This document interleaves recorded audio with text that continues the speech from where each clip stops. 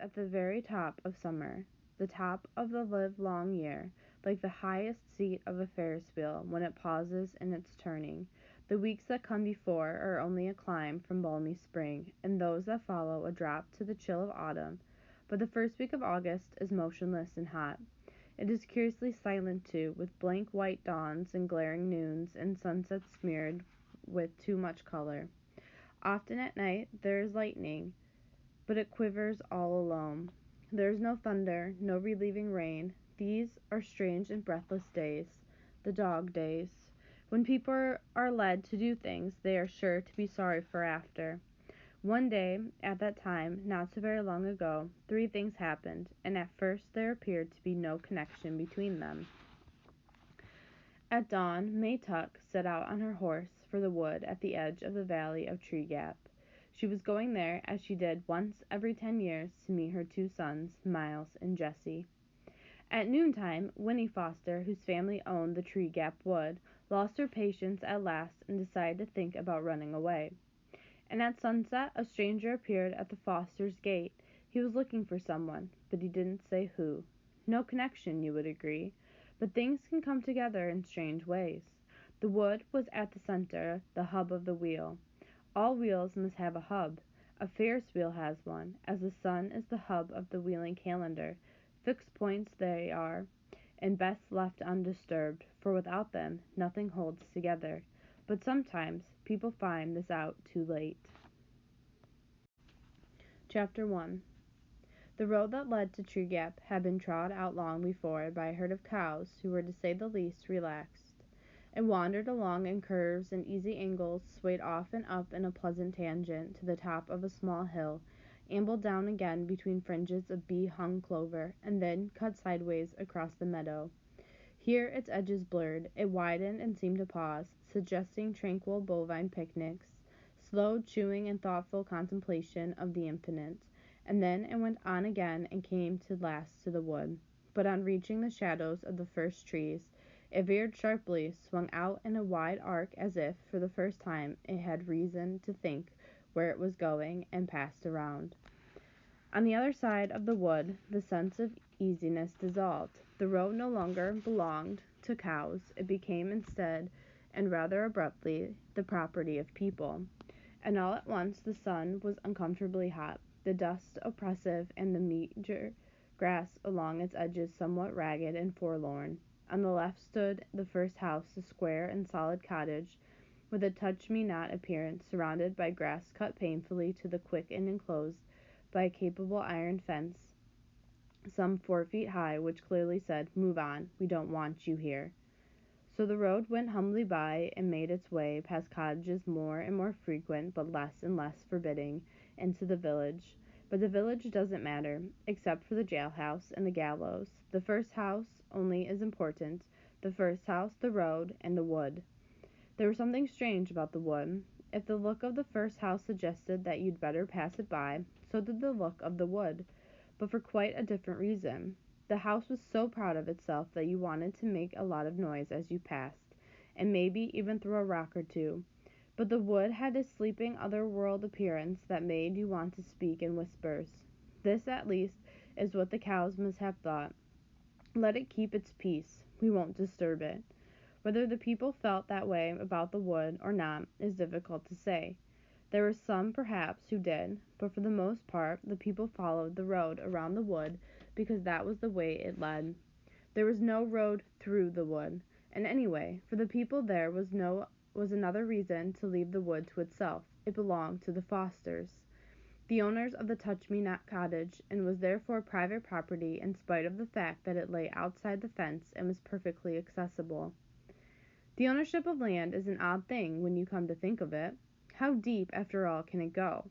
If a person owns a piece of land, does he own it all the way down in ever-narrowing dimensions till it meets all other pieces at the center of the earth? Or does ownership consist only of a thin crust under which the friendly worms have never heard of trespassing? In any case, the wood, being on top, except, of course, for its roots, was owned, bud and bough, by the Fosters in the Touch-Me-Not cottage. And if they never went there, if they never wandered in among the trees, well, that was their affair. Winnie, the only child of the house, never went there, though she sometimes stood inside the fence, carelessly banging a stick against the iron bars, and looked at it. But she had never been curious about it. Nothing ever seems interesting when it belongs to you, only when it doesn't. And what is interesting anyway about a slim few acres of trees? There will be a dimness shot through with bars of sunlight, a great many squirrels and birds, a deep damp mattress of leaves on the ground, and all the other things just as familiar, if not so pleasant, things like spiders, thorns, and grubs. In the end, however, it was the cows who were responsible for the wood's isolation, and the cows, through some wisdom they were not wise enough to know that they possessed, were very wise indeed. If they had made their road through the wood instead of around it, the people would have followed the road. The people would have noticed the giant ash tree at the center of the wood, and then in time they'd have noticed the little spring bubbling up among its roots, in spite of the pebbles piled there to conceal it, and that would have been a disaster so immense that this weary old earth, owned or not to its fiery core, would have trembled on its axis like a beetle on a pin. Chapter 2. And so at dawn, that day in the first week of August, May Tuck woke up and lay for a while beaming at the cobwebs on the ceiling. At last she said aloud, "The boys will be home tomorrow." May's husband, on his back beside her, did not stir. He was still asleep, and the melancholy creases that folded his daytime face were smooth and slack.